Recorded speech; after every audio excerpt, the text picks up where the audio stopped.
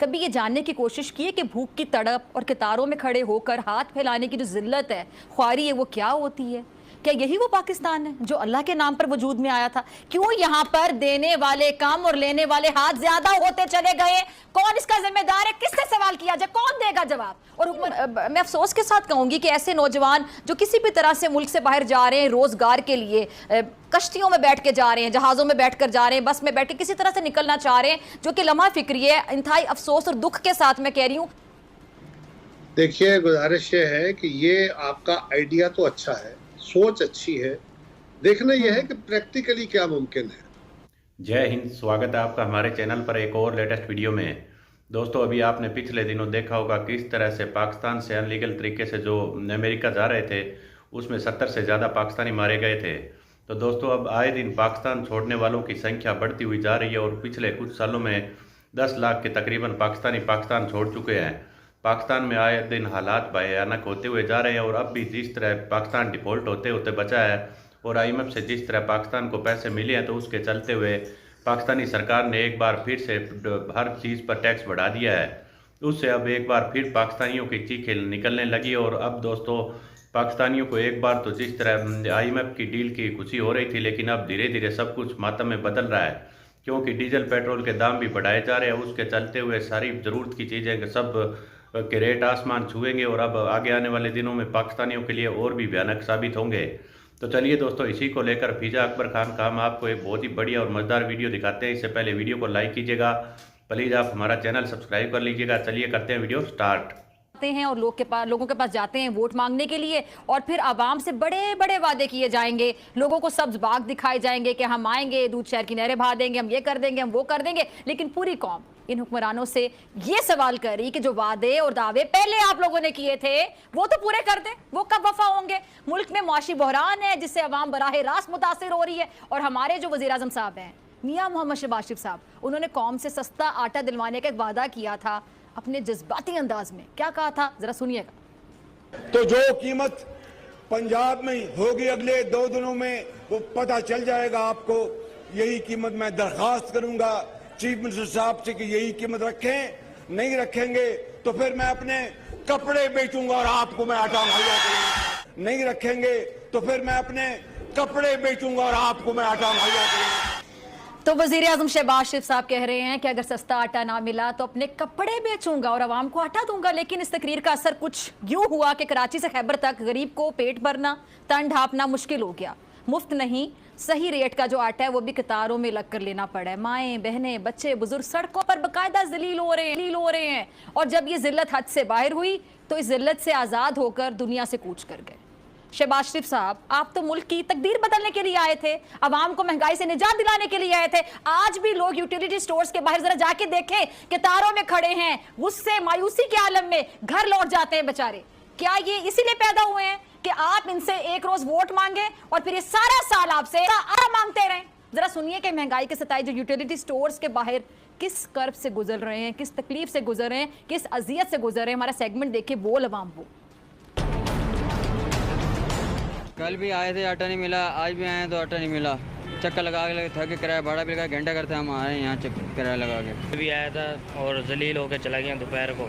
तो जब हमारी बारी आई है तो कहते हैं जी अब आटा ख़त्म है और 650 का गड्ढू देते हैं, ऊपर कहते हैं 1000 रुपये का अलहदा से सामान लो। आटा तो पहले भी इतना महंगा था, वो महंगाई अभी नहीं मिल रहा है। इससे तकरीबन 8 दिन पहले से हम चक्कर लगा रहे हैं, आटा आज नहीं मिल रहा, बिल्कुल ही नहीं मिल रहा है। क्या करें भाई, गुस्सा तो आता है हम लोग को। यहाँ पे पूरे दिन बैठ के जाते हैं, ख्वार होके ना मिलता है ना कुछ, फिर क्या करें। सुबह के जलील हो रहे हैं आटे के लिए, तो आटा तो आ नहीं रहा। गवर्नमेंट पता नहीं केड़ी चीज़ बेच रही है स्टोरों में।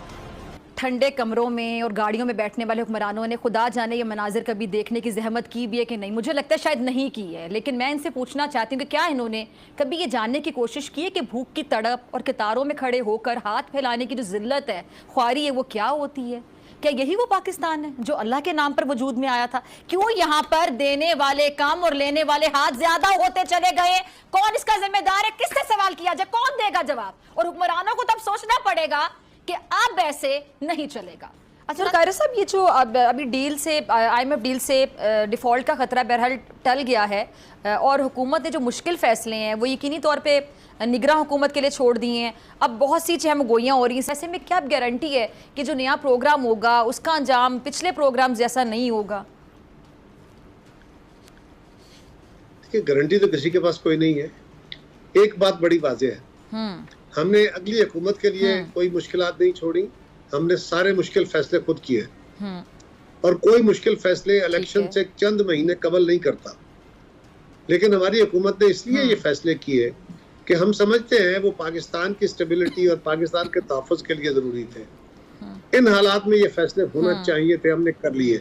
उसका सियासी तौर पे नुकसान होता है या फ़ायदा, ये इलेक्शन में हम लोगों को पास जाएंगे, उनसे बात करेंगे और वहाँ से आपको पता चलेगा कि लोग हमारे इस राय को सुनते हैं या नहीं सुनते, मानते हैं या नहीं मानते। लेकिन हमने अपने तई जिस बात को पाकिस्तान के मफाद में समझा वो फैसले किए। IMF से जो डील हुई है उसके नतीजे में जो इक़दाम हमने उठाने थे हम उठा चुके हैं, हमने वो सारे फैसले कर लिए हैं। इससे एक तो बेहतरी ये हुई कि कल स्टॉक मार्केट में बहुत बड़ी रिकॉर्ड हाइट में उसमें गई है और डॉलर की जो प्राइस है उसमें कमी आई है, रुपीस स्ट्रांग हुआ है। इसी तरह लोगों का जो इत्मीनान है वो बहाल हो रहा है। लेकिन ये कोई बहुत बड़ा काम नहीं है।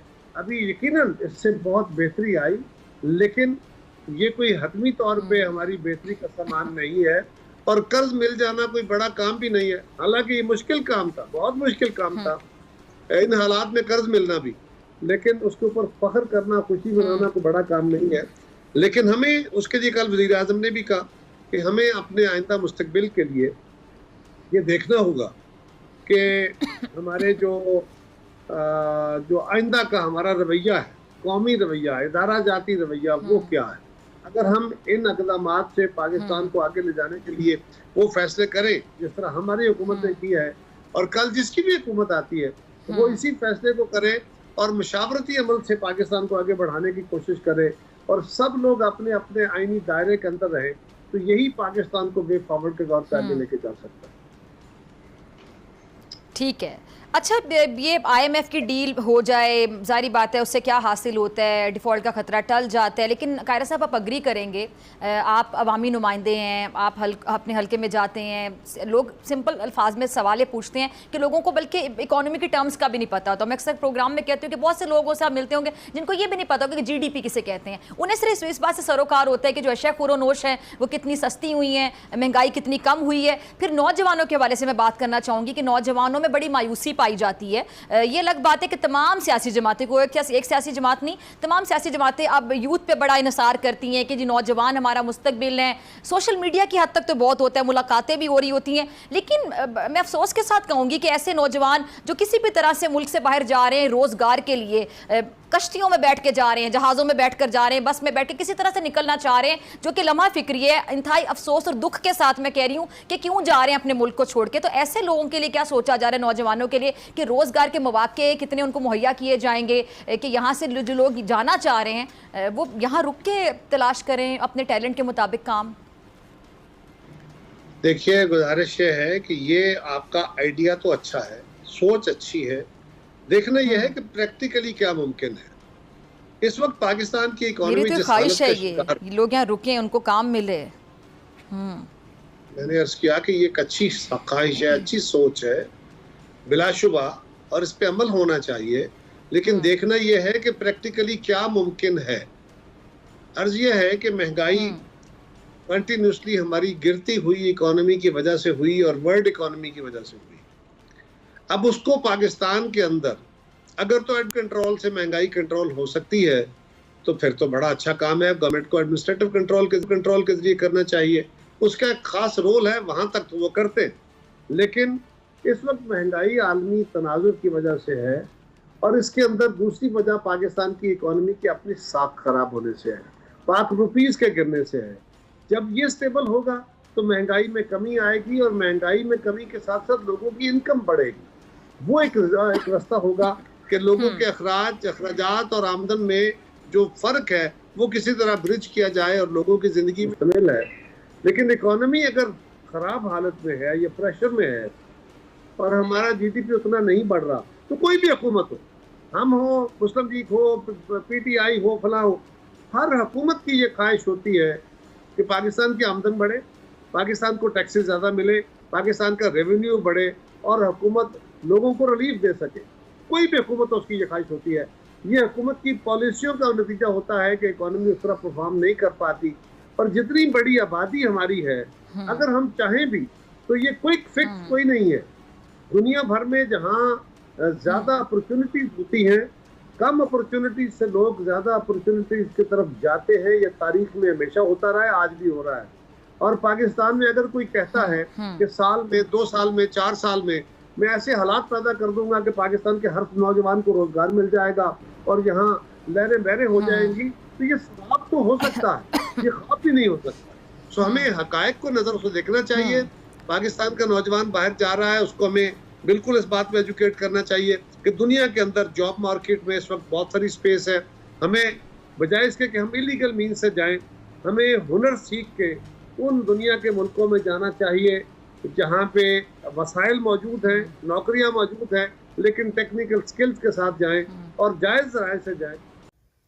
तो देखा होगा दोस्तों किस तरह से पाकिस्तान से अब पाकिस्तान छोड़ने वालों की संख्या अब बढ़ रही है और पाकिस्तानियों को वैसे भी अब मीडिया के हवाले से खबरें आ रही थी कि टर्की से भी भगाया जाएगा। जिस तरह फ्रांस में दंगाइयों ने दंगे किए थे, उसके बाद यूरोप के कई देश अब अलर्ट हो चुके हैं और इसमें सबसे पहले पाकिस्तानियों का ही नंबर आएगा। और उधर इमरान खान कह रहा है कि फ्रांस को जिस तरह एक आदमी के लिए सुलगा दिया गया था, उससे कुछ पाकिस्तान की जनता को सीखना चाहिए, ठीक उसी तर्ज पर पाकिस्तान को भी सुलगाना चाहिए। तो दोस्तों देखते हैं इमरान खान भी यह कारनामा करा पाएगा कि नहीं। हम आपके लिए इसी तरह की एक से एक लेटेस्ट वीडियो लेकर आते रहेंगे। मिलते हैं अगले वीडियो में, तब तक जय हिंद, वंदे मातरम।